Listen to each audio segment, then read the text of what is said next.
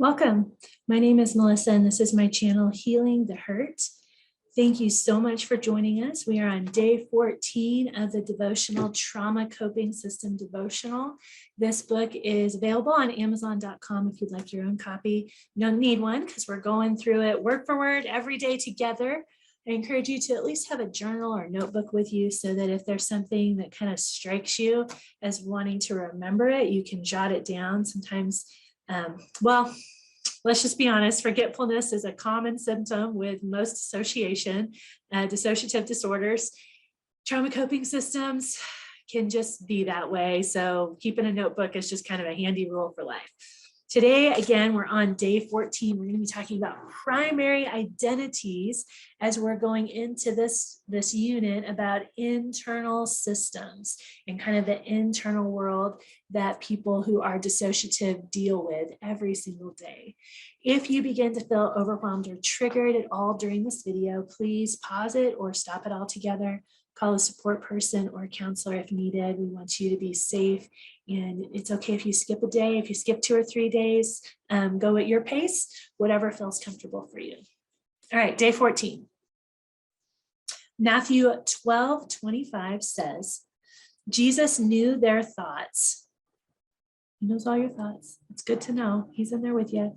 And sometimes it's good to know. I guess that can also be triggering as well. But he knows your thoughts, and he said to them, every kingdom divided against itself will be ruined, and every city or household divided against itself will not stand.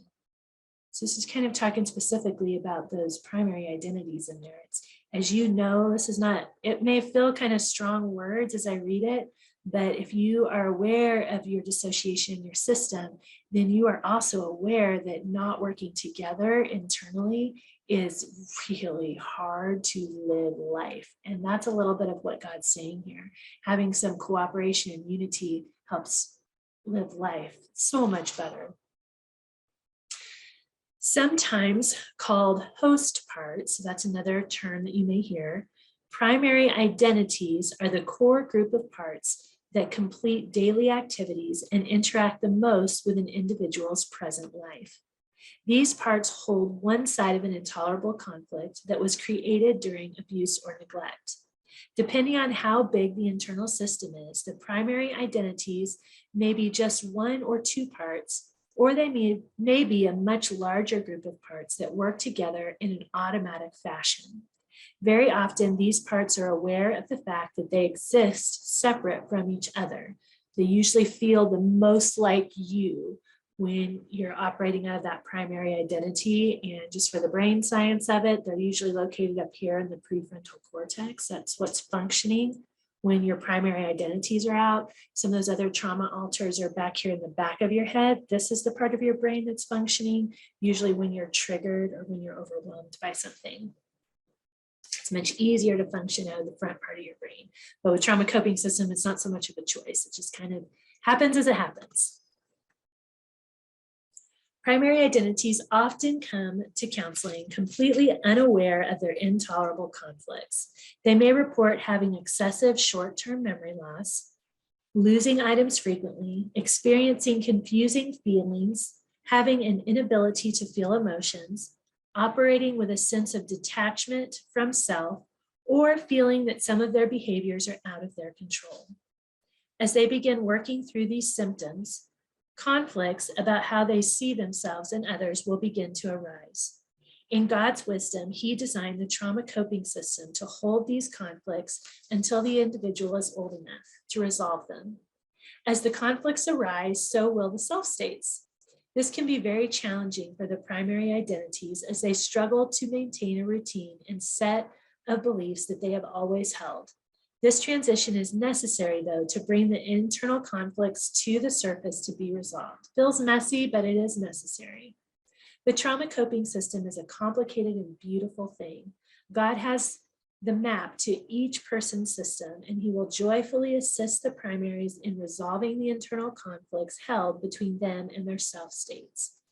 If you are unfamiliar with Diane Hawkins and Restoration in Christ Ministries, she has some great material and training for helping primary identities resolve those internal conflicts. That is one of the models out there for bringing healing to a dissociative state. It's one that I use often, and I encourage you to look into that if you feel like you're relating to it or it intrigues you at all. Okay, let's do our healing statement today. God wants to resolve my inner conflicts and bring healing and wholeness to all of me. God wants to resolve my inner conflicts and bring healing and wholeness to all of me. Let's pray. Dear Lord, even though I don't always understand why I have my primary identity, I know that you do. Help my primary self to interact with other self states well and to accept the intolerable conflicts they find. Help me to bring each internal conflict to you to be resolved. Teach all of me about your unconditional love and acceptance. In Jesus' name, amen. Thank you for joining us on day 14 of Trauma Coping System Devotional.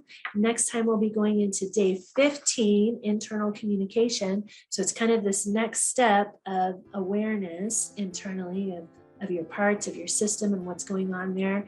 Once we have that, we move into how do we communicate with ourselves to help resolve those conflicts. So thank you again for joining me, and I hope you have a great day.